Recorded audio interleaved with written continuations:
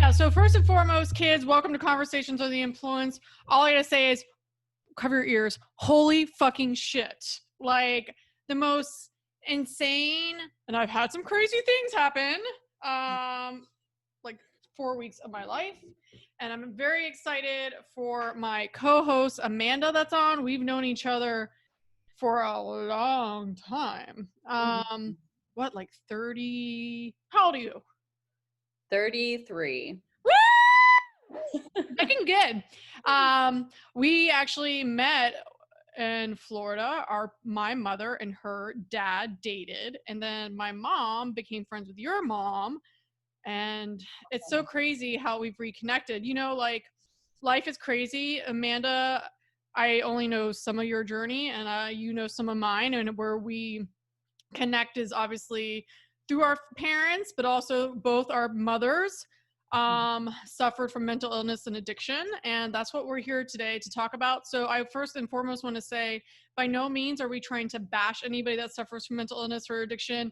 We both had our toes in the deep end, and from my understanding of you, because of our awareness of our mother's journeys, we've been able to empower ourselves to make a decision if we want to go down that road or not. So that's what we're here today to discuss, like, what addiction looks like, feels like in the beginning stages, and what it is like to have a parent, and just hopefully shed some light on this. Like, I'm a big believer, the more you talk about the things that are quote unquote shameful and hidden in the dark, the more they grow and feed. And so I am so honored for you to be open to discussing this, because it's not an easy topic. And so thank you. So why don't you just give us a little bit of background about yourself, where your struggles were, and then where you're at now, and then we'll get into all the other family stuff.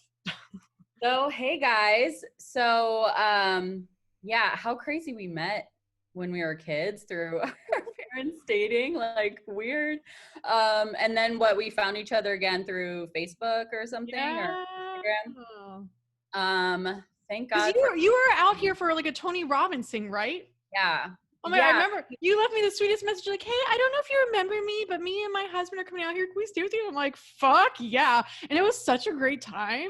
Like, the sleepover was so much fun. Anyways, go ahead. It's fun. But yeah, so there's a lot of story, obviously, life story. But I would say, just in general, I'm kind of thankful for the wild that was my childhood, because it gave me the grit that I have today. And I think you the same, you know. Yeah. Like, I think that's why we both really connect, is because we used our struggles to, as like freaking solid ass concrete to build our life on.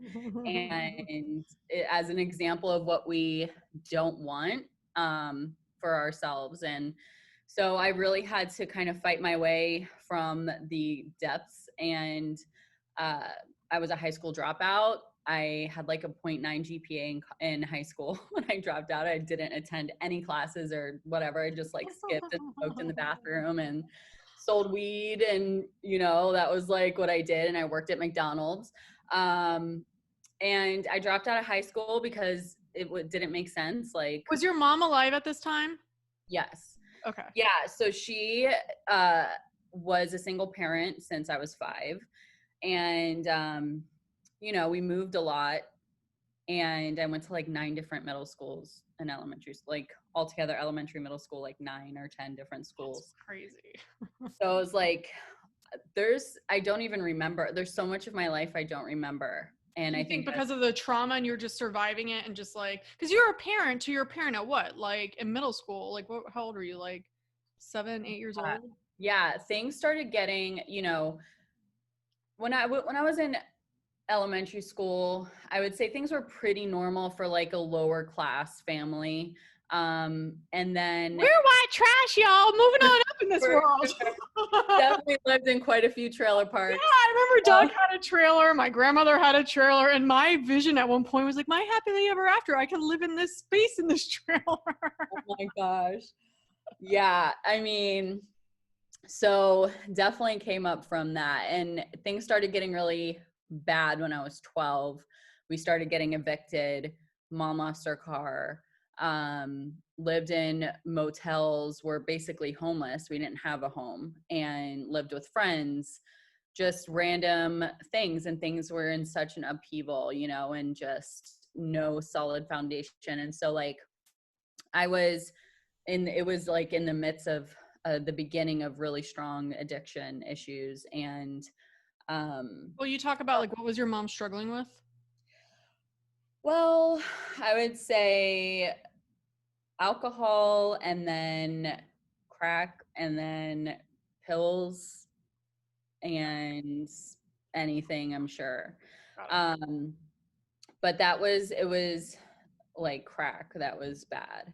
Um, and alcohol was always a thing. Weed was always a thing, but that wasn't, it was like, then once the harder drugs came in is when things started getting like a little weird. But you know, like I was a kid, we were kids. We kind of just like, you do what you can to survive. And that's when you build up those mechanisms of like disassociation and not remembering anything, because your brain literally blocks it out. So you don't have like, so you can like smile in the Yeah. day, so you can live through the day and make the best of what you have. And so I think people who go through a lot of hard shit are the ones who can like pull themselves up, because you're not broken by like you get fired. You're not broken by something crazy happening.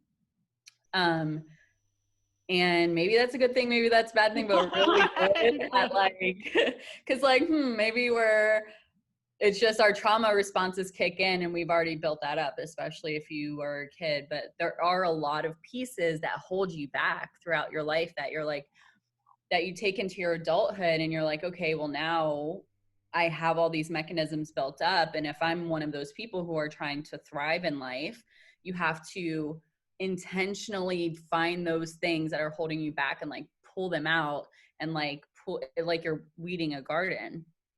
And that shit is hard. And it's like It's not fun frustrating. either. It's Oh, painful and it's heart-wrenching, but this is what I know for a fact, and this is why you're here.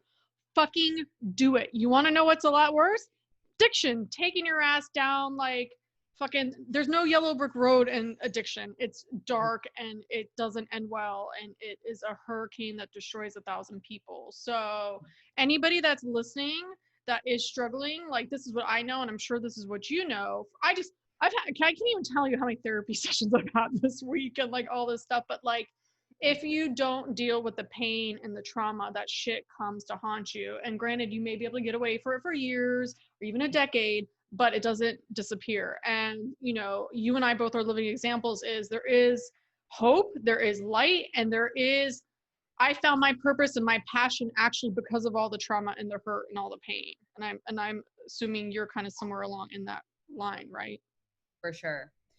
Yeah, I mean, it is painful and it's hard, and some people get stuck in that and they stay in that cycle that our parents created and maybe their parents created, or whatever the lineage is. People stay there and they perpetuate whatever their upbringing was or whatever their trauma was, because they're too scared to heal it, or they're too scared to face it, or it's easier not to.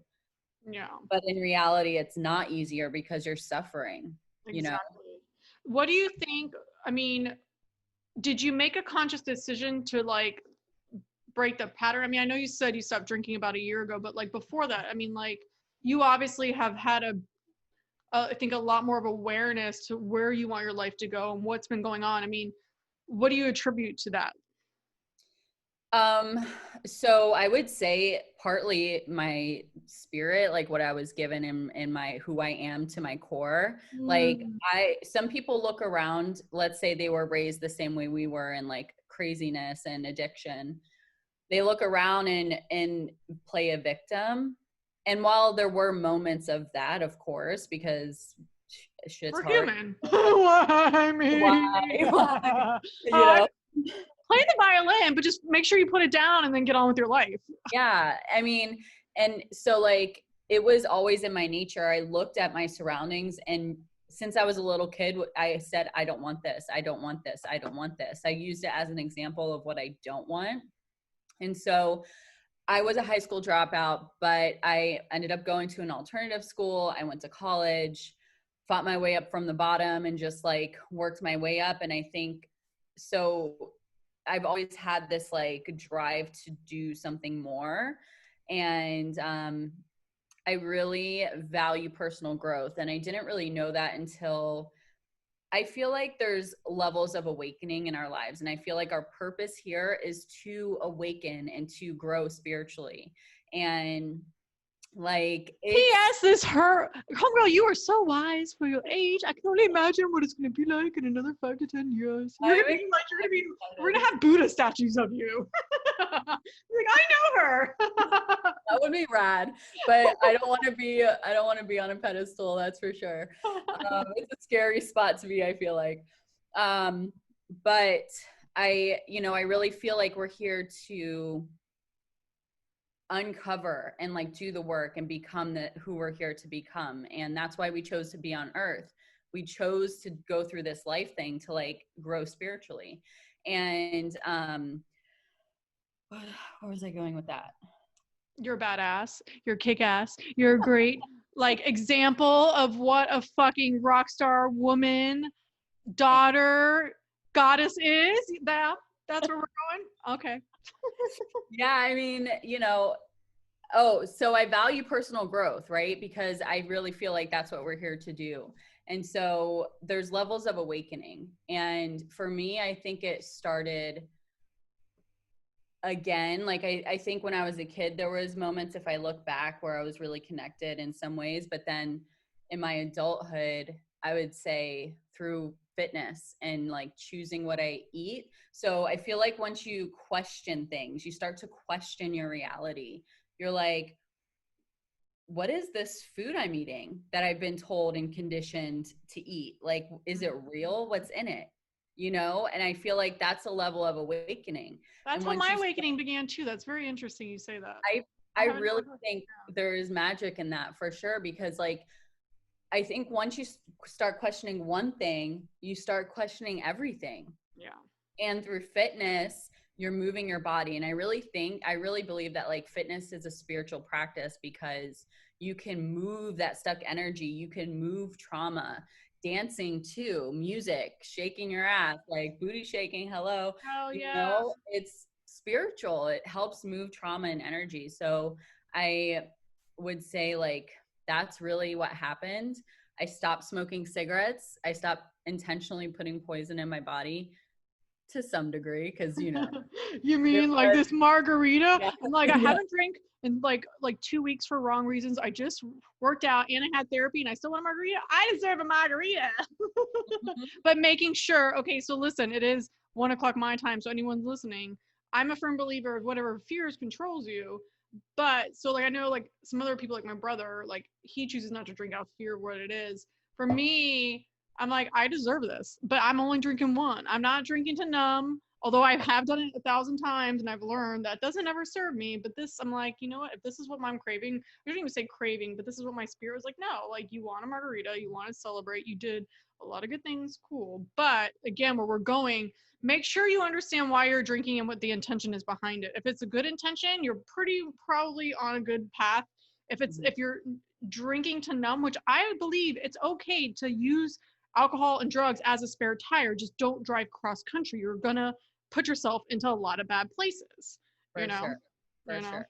And I've definitely used alcohol as a numbing tool, or other drugs in my past. It's been a long time since I've done like hard drugs, but I've used these things as a numbing, and what? At least I didn't die because I abused it, but it definitely got me through some stuff to get to the other side. It got me to the other side, because I don't know if I could physically handle some of the pain that was coming up. So I decided to quit drinking last year. So it's been 15 months. That's amazing. Yeah. And I kind of always knew it was something I wanted to do in the back of my mind. but I wasn't ready. Like I Yeah. love drinking. It's so good. It's so fun. The But then booty popping is a little bit more better when you're on it. You're not so white. I know. I don't know. The hood lives in me for good. Well, me Forever. too. It must be something in the Florida water because there's a little hood rat here that like I'm like people are like I'm like I'm all like I think it was a saying or something along the lines. I'm like I'm I'm spiritual, but I've got a little bit of hood in me, and you best be sure. Like I guess it's a Florida like survival redneck trash whatever it is. But yeah, I feel you, girl. Yeah, that Florida's got something going on.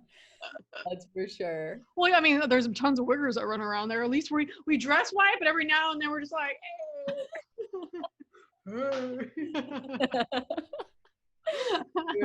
That, but Oh God. Okay, so talk to us about what you're doing now, because I think what you're doing now is amazing, and I want people to know about it in case they want to utilize all your awesomeness. for my career, you mean? Yeah. Yeah, let me plug in my computer just in case. Because this bitch never tells me if she's gonna die on me or not. No heads up or anything. So yeah, I am a Beachbody coach and have been doing this for 7 freaking years now, dude. Crazy. I remember when you came and visited, I still felt like a newer coach. I think I had been doing it for like 3 years at that point or something. It's been 7. Has it really been that long since I hung out with you? No, wait, really? No. I don't know. Actually, I saw you in 2016. yeah, somewhere around there. Yeah. I'll have to Wow. Google. I remember it was really fun.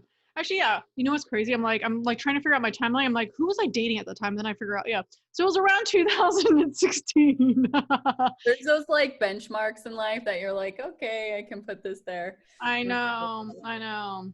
Well, yeah, so that's great. So anybody that's listening and needs help with whatever, because I mean, obviously, like not only like you just discussed, like it's not only about your physical body, it's about your emotional, mental, spiritual body. And something that I do realize, I think a lot of people, or even with like what comes with addiction, people are afraid to spend money. And all I gotta say is this: wherever you spend your money, that's where your energy's going. And that's what energy is, what is a driving force behind your life and your lifestyle. So it's like anybody who's successful in life has coaches. So reach out to my homegirl if you need something like that. I mean, clearly she knows what the fuck she's doing. So reach out to her. But also I want to get back into a little bit more of like what the experience like from a lot of people who have had parents, like for instance, like with me and my mom, and then also too my sister is alcoholic. How do you think that has affected your relationships? So my mom passed when I was 22, so it's been 11 years. And I didn't really have many relationships. So I try to think back to when that like we had a relationship, because I feel like things would be a lot different if she was still here. Can I be completely honest? That's what I don't know that I would have healed as much if she was here. Oh. And that fucking sucks. That sucks to like know that and say that and feel that, because the opposite of that is that she died, and it sucks.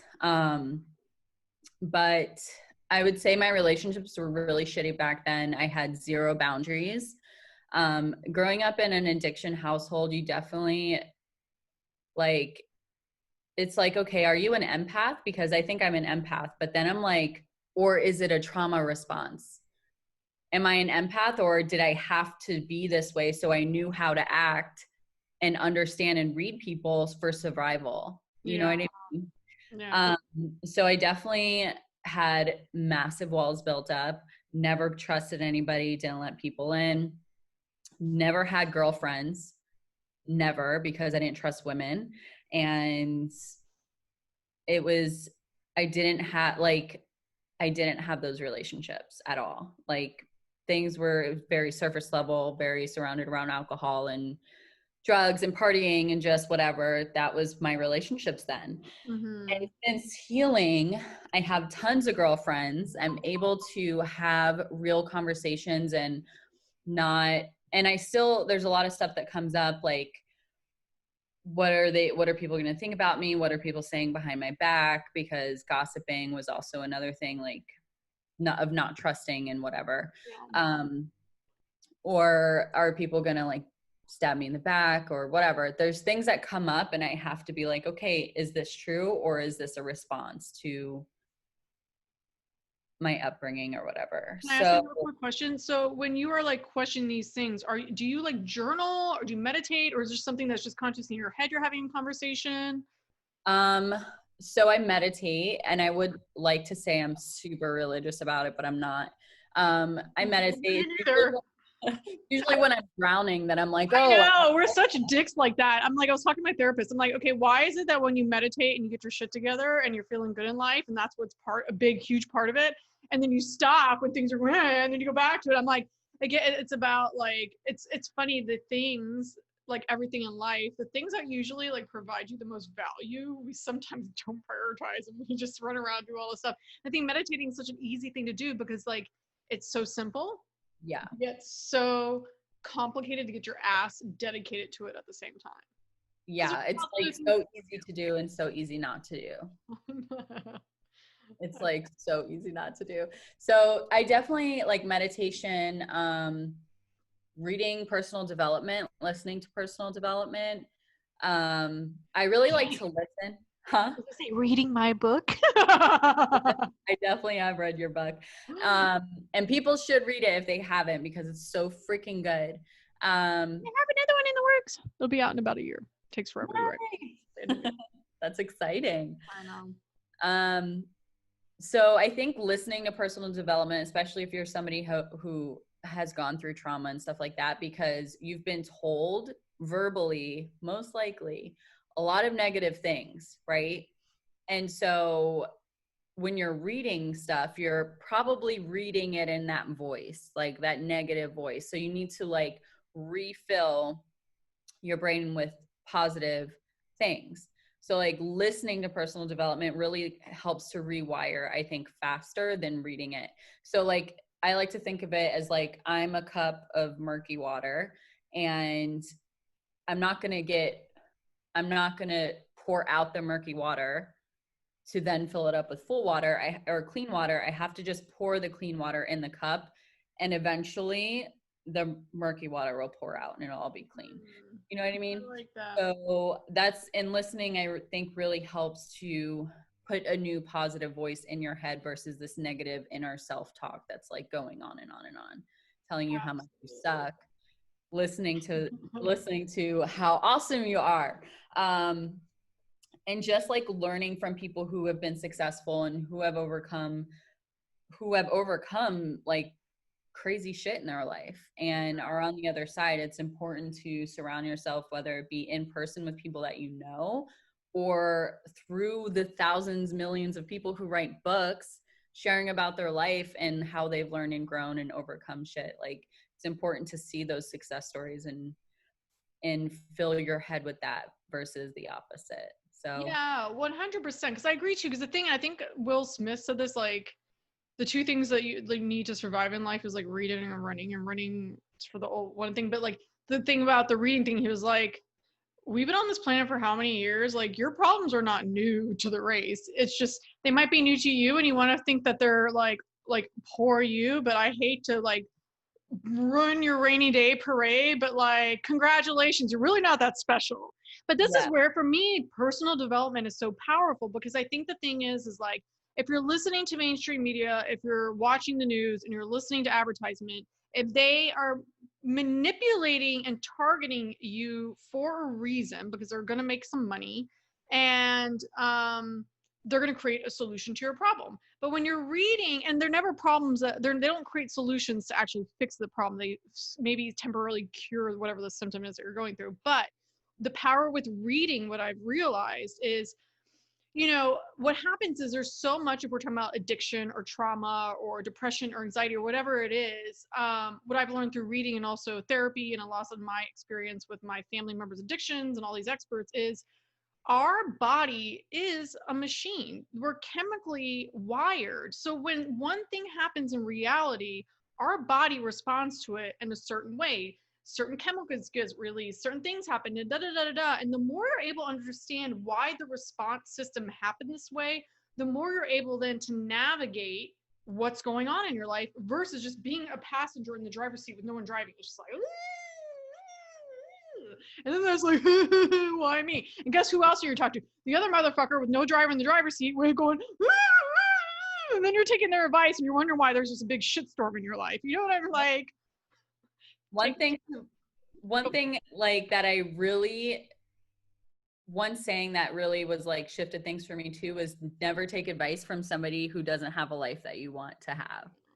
Yeah, for sure. Like, and we like, people are like crabs in a bucket, that analogy of crabs in a bucket, where if one tries to crawl out, all the crabs are like, no, and they try to pull him down because they're like scared of what the outcome would be. And so you want to surround yourself with other people who are trying to lift up too, versus like looking for misery loves company situations, because that shit doesn't work. And I have never been to an AA meeting, but I did go to an Al-Anon meetings, which are for friends, parents, family or children of members, addicts. Yeah. And so I was like, because I always thought that I was so special. Like, I never felt like I fit in. Nobody understood me because everyone else had like a perfect family life and my life was a shit show. Nobody gets it. You don't understand, blah, blah, blah. Like, that's what I always thought. And then I went to an Al-Anon meeting and I read one of the books that they were reading, and just listening to their stories, I'm like, literally, they're all the same. Like, they have the same stories I do. And I'm reading about the personality traits that you get from being a child of an addict. And I'm like, oh, literally exactly me. Like, we're not anything special. It's like, this is a thing. And once you connect with people, you can really start to heal and start to talk about it. Yeah. And I think that like the importance, and thank you again so much, is like I am now, so for the longest time, you know, my mom has been, from what I'm aware of, been suffering this for like 13 years, my sister 20 years, and you know, for so long. And I still to this day, I am being, with a lack of better words, attacked because people are like, you can't talk about da da da da da da da. And I get it and I respect it. But from where I'm coming about is, okay, so if somebody's suffering from cancer, we give updates on that shit all day long, and that's okay. COVID, people are going through COVID. People are getting updates all along. Why is mental illness and addiction such this shameful, don't talk about it thing? And this, for me, I'm like, hell no, I'm done with this shit. I'm tired, because I know for not talking about this for the first 7 years of me going through this with my family members are not getting any better. They're getting a lot fucking worse. And I also too had bouts where I was drinking too much. I fucked up my car because I was only gonna go out for one drink, but things were so heavy and I wasn't surrounding myself with people that were supporting me. I wasn't talking to a therapist. I wasn't dealing with it. So of course I'm gonna fucking drink almost a bottle of tequila, you know? And like, thank God I didn't drive, but I was trying to move my car so it wouldn't get towed, and guess who fucked her car up? Good. The universe, that was a wake-up sign. The universe blessed me with fucking my car up, and like, and then fucking my car up, and also not driving, because I was just like, I knew I wasn't doing the right things, but at the time that's all I could do at the moment, that I thought, to like survive this like chaos going down. It was that, or literally at one point, like I had suicidal thoughts. It was too fucking heavy for me. I just was like, I need out. My brain, I wasn't sleeping, just going over and over and over and over. And hence why I was drinking, to shut that shit off. And to the point where it took a lot. It took a lot to shut this little off. And, you know, and this is why I'm like, I'm tired of not talking about this. I've been blessed because I've watched my family go through this, to be like, girl, you got a huge fucking decision you got to make today. Either you're going down this road, or you're going to man up and figure this shit out and get support.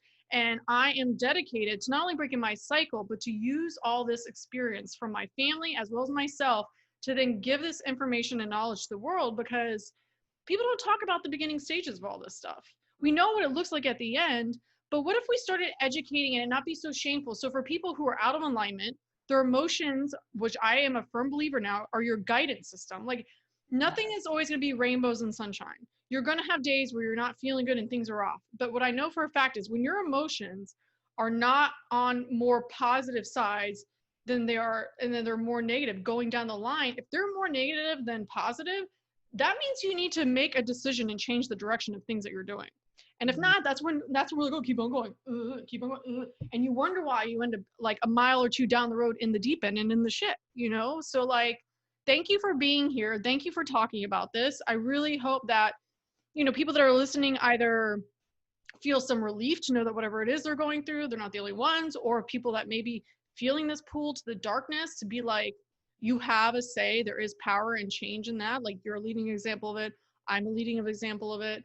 There's resources out there, and just to start to have this conversation and start to break the taboo, because and here's the thing that I think a lot of people also don't understand about addicts. They're some of the most gentle, beautiful human beings and spirits you will ever meet in your life. They're not these horrible people. The addiction part of it, trust me, I want to beat a motherfucker down. I want to take a bat and go do some crazy shit. Like,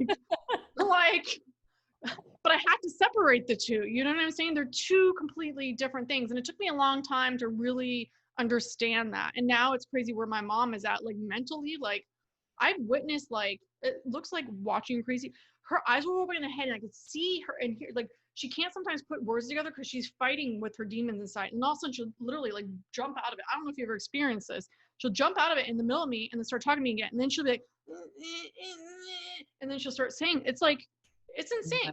It is fucking insane. And, you know, again, I mean, there's another, like, I think a lot of people also don't realize, for anyone that is going through a loved one that's suffering, it is okay to cut their asses off. And you can do it with love, because that is why I was drowning. I was drowning because I was involving myself in my mom and my sister's affairs way too much. Anyone that knows what addiction is, especially when it's the level at what we've experienced, that shit will take you drown. Like, I like to explain it as like, you don't send a single soldier to fight a war. You're gonna get taken down. And there's no difference. And that's the hard, and that's why you need help. Like you need support, because like my mom, for example, is very, what is the word? She would try to make me feel guilty all the time. Right? There's something like a personality trait, that whatever that's called, but like try to make you feel bad all the time for not being there. And so like, that's where it's a cycle of chaos. You know, it's hard to explain the insanity of it. You know, it just 100%. But at one point you have to draw your boundaries and you have to not feel guilty. And it's funny because everybody, especially with loved ones and family members and friends that are involved, everyone's at a different stage of it. And so it could easily look like that you're an asshole and you're a dick and you don't care. And it's like, actually, it's very much the opposite. I care enough about them, but I also care enough about me to know where my level is to where I could be involved in this, you know? And sometimes, and as with addictions, and anybody who actually, from my understanding, who's ever made to the side, they literally have to be left alone to be in the ship by themselves, because if you keep going and picking up the pieces, you are continuing the enabling of the stuff that they need to fix, because nobody can fix it besides themselves. Yes. And that's the hard thing. And with our society being so surrounded by alcohol, which I was aware of before, but didn't really notice until I quit drinking, how much it was like, we're going to the ball game, you're fine. If you can be responsible, it's when we can't stop drinking. Yeah. And I didn't ever want to stop drinking. If I had a drink, I wanted to keep drinking. Yeah. So, but I wouldn't call myself an alcoholic because I can stop. Yeah, you're aware of it. But here's the thing, I'm sure, as you and I both know, if both you and I were continuing down where we were in that space, we would be that. For sure. It would, because eventually something switches, and it's in having that accountability with your loved ones or with yourself is really important. When you start seeing people taking it a little too far, and sometimes it's hard to tell because everyone drinks. It's just like part of our society. So, and it's like a legal numbing tool, right? So it is what it is. And I don't know that it would ever go away. But I think it's important to have awareness and just have those conversations if somebody is going down that path, and just like being real about it. Yeah, 100%. But well, I want to wrap this up. I first and foremost, wow, what a powerful fucking story and message. So thank you, thank you, thank you. I'm really excited to, like be able to put this out there, and thank you for being vulnerable. Hopefully people will be inspired to maybe not then obviously go on like public forum to talk about this, but maybe like have real conversations with people in their lives. Whether they're struggling or whether they're going through it with somebody else or whatever it is. But to me, this is where the power and taking back control happens, any words of wisdom you'd like to say about anything, whatever maybe that's going on now, what you're excited for in the future, like? Man, I would just like to say to anybody who's listening, know that this is your life. I really believe that we chose to be here in this time. And I want to say not to take that for granted.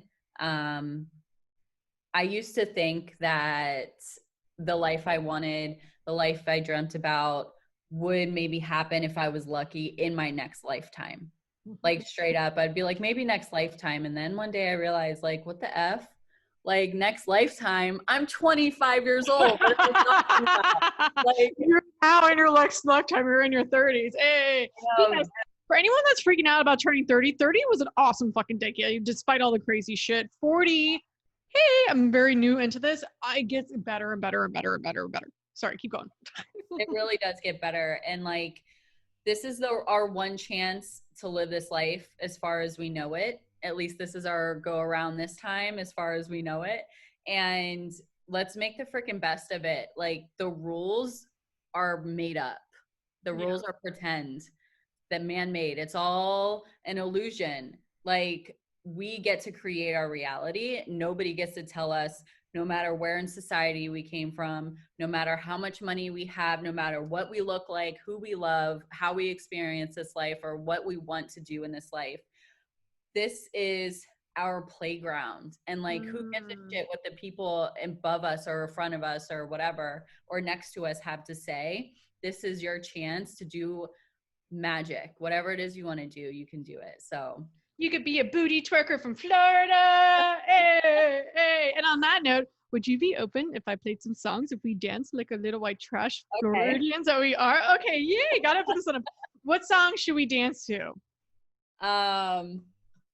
Should we do Girl, Would You Back That Ass Up? What was that song? Was that Ja Rule? What is that song?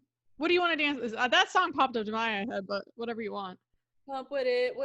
What's that one? What's it called? Big Booty Hose. Big Booty Hose. Oh yeah, it's totally a Florida song. Let's see. Big Booty Hose. Ah, there we go. It was the third in my search on my Apple Music. Hoochie Mama. Two Life Crew. So anybody wants to bash two white girls dancing to this, go for it. But please try to dance along and just enjoy us. All right, hold on. Let me see if this comes on. I don't know. I've never done this. Hey, hey, hey, hey. Oh, I can't hear it though. You can't hear it? No.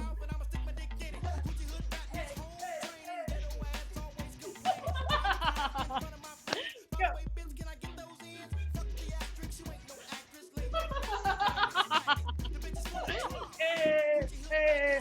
Oh my God. You are amazing. Wait, so did you literally just dance to that and you couldn't even hear the music? Yep. Damn, you were actually pretty on like rhythm for not knowing what the hell is going on. Anyways, thank you so much. I love you. Everybody, I'm going to send links down. You better follow this hoe. She's dope as hell. She's got good stuff going on. Thank you for being a light. Thank you for being a leader. And anybody that's going through things, reach out to me. I'm sure you feel the same. If you need any help and guidance, we're here to serve. And thank you guys so much. Thank you. Oh yeah, I always forget. You guys are supposed to subscribe and like this and comment. I'm horrible at this. But anyways, there we go. Hey!